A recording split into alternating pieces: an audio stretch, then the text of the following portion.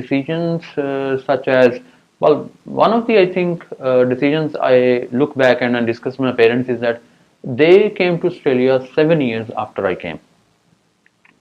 Very quick. Not quick. I believe they could have come earlier. Okay, not you made them as a peer and you. Yes, we brought them peer, but we could bring them in 5 years ago. Yeah, in 5 years. Yeah. 5 years ago, but they took 7 years. So I tell my father that this 5 years that we lost in our life, it's never coming back. So it would have been better that you would have been here, because when my parents were alone in India, their health was not being looked after much.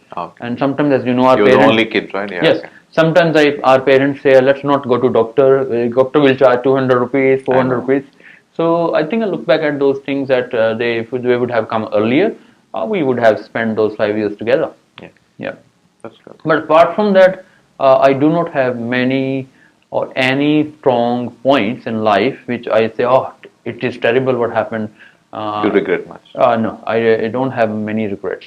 That's good. Because I usually do things after careful thought. I speak after careful thought, and usually I don't regret.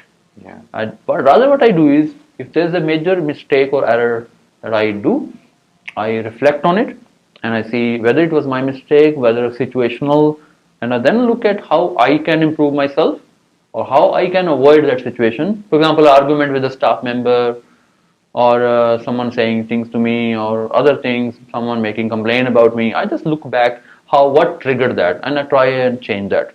So in short, throughout my education career or in politics or even social, I haven't had any argument with anyone.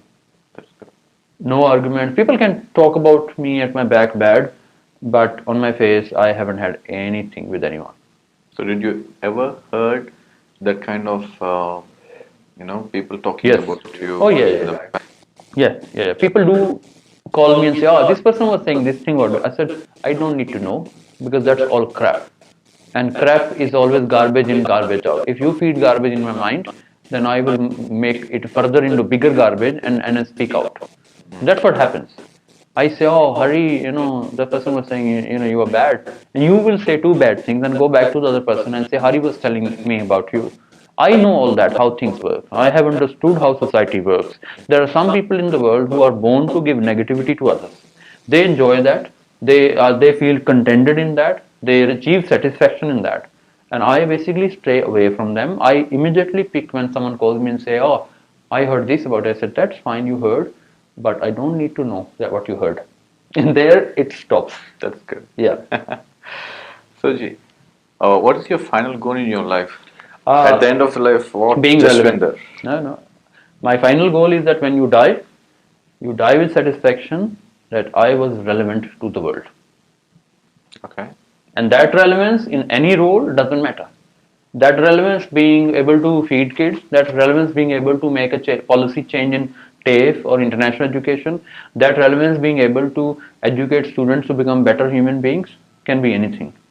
But my life should have relevance to the society.